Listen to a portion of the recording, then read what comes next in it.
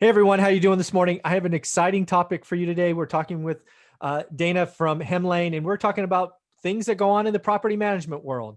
And one of the topics that I get all the time is, hey, should I allow pets in my rental?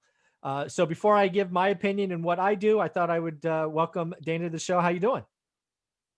I'm great. Thanks for having me, Mike. And interested to also hear what your opinion is, especially with Jimbo. Yeah, absolutely. Yeah. Again, folks, if you don't know already, you haven't been on my channel enough, I am a dog lover. I have a 15 and a half year old Shih Tzu who I love to death. He's actually sleeping right there. If he was awake, I'd pick him up, but he's asleep, so I'm leaving him there. So yes, I am a dog lover. Not much of a cat fan, but I get it. You're a cat or a dog person. It's all good. My sister's a cat person, so it's all cool. But yeah, I'm a fan, but there's obviously rules. And for me, in my leases, again, as the owner, you can set these up.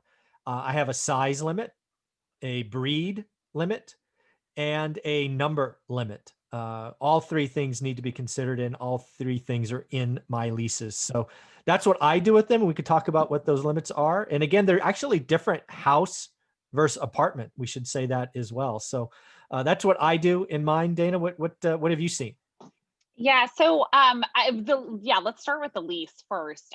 So on the lease, you have to actually start with your insurance too, because you have to check what your insurance covers. Very cool. So there are aggressive breeds that your insurance won't cover. So even though you can have a debate that, hey, is a pit bull really is it really an aggressive breed that's going to uh affect the property? It doesn't matter if your insurance doesn't cover it. There's a huge liability there. So that's the first thing. The second thing is that you had mentioned about the limit. I also ask for the pet's name because they might Yeah. start like which pet is it that you Good have, call. because just because you start with one pet doesn't mean that and it's one dog that's under 25 pounds doesn't necessarily mean it's okay to get a different dog under 25 pounds. In all cases, you do want to make sure you're in the know with your properties. Yeah. And so that's another thing that I think is important, is be as specific as possible in the lease. Okay, this is the exact pet that's allowed. But if it changes, that's fine. Just let us know and we'll talk about it at that point. That way there's no surprises. That's a great call. I don't think I do that in my leases. I have to, maybe my property manager does that and I just forgot all these years. But yeah, I'm going to add that. I want the animal's name. That is a great catch. Thank you for that. Yeah, no problem. I mean, maybe they have the same Maybe. exact animal with the same name, but as much as you can, make sure that you're limiting that risk with them is huge, I think. And then the other thing about it that I think is really big to think about with pets, and there's some landlords and property managers who say, nope, we'll just say no pets, or the property manager will just follow what the owner says of I don't want pets, is really doing a disservice, because guess what percentage of households have pets in the US? 60. Yeah, you're close, 67%. I was close. Rounding That error. was the American Pet Products Association did a survey in 2019 to 2020, and 83% of them consider their furry friends to be a part of the family, the household. Like Oh, they literally think of no, them as a family member. no question. Jimbo is not a pet. He is family. There's no question. Exactly. So sometimes the landlord will say, hey, I don't want to allow pets, and property managers will say, okay, no problem, we'll just say no pets on the advertisement. I think that's a huge disservice, because the property manager should say, well, wait a second, let me tell you, you might actually have 50% of applicants, 50% plus, not qualified to even go through the process, because you're not allowing pets, which, if there's a concern about damage or something like that, you can address that with fees. Yep. So why would you limit and exclude more than 50% of tenants just based on the fact that you don't accept pets? And so I think it's really important to start there. And you'll see that with really good property managers. They'll say, wait a second, this is a disservice for you and your property, and let's talk about this a little more and educate you on why you should accept pets. So overall, I think there's a huge pro with that. Also service and companion animals. I should Mhm. lump them into that pocket. Sure. I see here, I'm in San Francisco. I see here a lot of landlords are very anti-pets. And at the end of the day, the tenant just goes online, gets an emotional support letter, Certificate. Yeah. and then gets the certificate and then gets the pet in there anyways. But now you can't charge more for it. You can't really go through unless it's something that your insurance doesn't cover. You can't really screen for it. And now you're Yeah. not making any extra money. You still have the pet in there. Yeah. And it kind of starts a relationship on a bad note and a bad foot. So that's why I've been a huge fan of having pets in properties Yeah. and just allowing them with, obviously, like you said, restrictions. And then think about on the financial side, are you going to increase the deposit? Are you going to have a pet fee? Are you going to charge pet rent? And you can see what your neighborhood is doing, what Yeah. other rental properties are, to make sure that you're not egregious with your fees and it's something that's reasonable.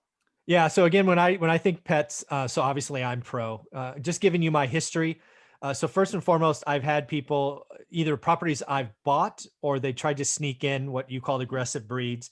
That's a big non-starter, no, outlined in insurance, outlined in lease, that they got to go. And if they deem that animal to be family, they'll go. Right? It's Yeah. you'll find out very quickly. Right? That's always a non-starter. Don't make an exception. Next up.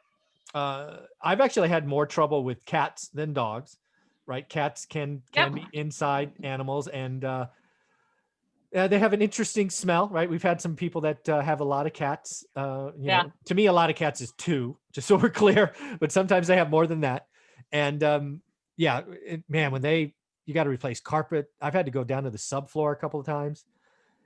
Cats are bad, but I always charge rent. I never charge the animal rent, but I do get a bigger deposit, sometimes a double deposit if they have a couple of pets coming in. But I've also I changed how I put together my units because again, I want to be pet friendly. So you see a lot more laminate than carpet when I started, right? Because Yep. you have a pet with carpet, it's always going to be gone, at the first unit turn. So I've changed things like that. And the last thing I want to say is you can't really blame the pet for their behavior. It's the tenant that trains them. So when you're accepting a tenant, realizing you're accepting them and they're going to, if they don't take care of themselves, they don't watch their kids, they're not going to watch the pet. The pet's not going to be trained. But if you are qualifying your tenants and they're good tenants and they clean their place, they're probably in most cases going to train their animal and they're going to do their business outside or in the pan or whatever it is. So I never blame the pet. It's always the owner. It's just another reason to really qualify your tenants.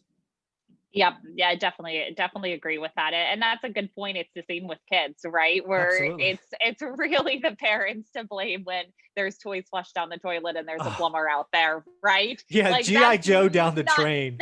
Or down the drain. Oh my God. Yes. yes, we've had those cases. Yes, me too. Yeah. Me too. Not good. Oh, look at that. Look at that scope. That's a toy action figure. That's not supposed to be there. Yeah, you're getting that bill, Mr. and Mrs. Tenant. Oh, that's too funny. So again, folks, this is Dana from Hemlane. If you are a property investor out of state, you want to look what's going on. Can they find out more about Hemlane? They can visit hemlane.com. Hemlane is HEMLANE.com. You can also reach out to me. I'm faster with email actually than text message. So Dana, DANA @hemlane.com. Folks, and just so you know, she's been gracious enough. A, they have a 30-day trial on their website. You can check it out. And then B, she's given a 20% discount if you let them know you've come from one rental at a time. And the coupon code is ZUBER, ZUBER. So thank you very much, Dana. This is always a fun topic. Great. Thanks so much for having me. Yep.